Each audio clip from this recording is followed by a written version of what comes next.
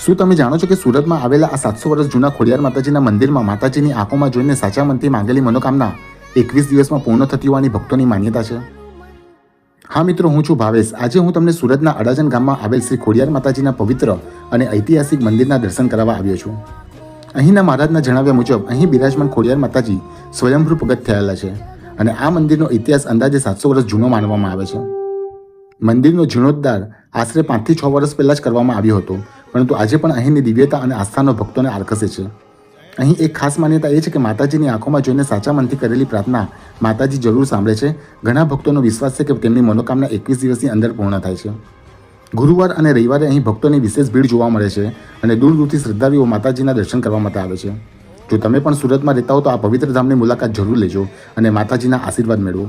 અને વિડીયો ગમ્યો હોય તો લાઇક, શેર અને ફોલો કરવાનું ભૂલતા નહીં અને કોમેન્ટમાં જય ખોડિયાર માતાજી જરૂર લખજો.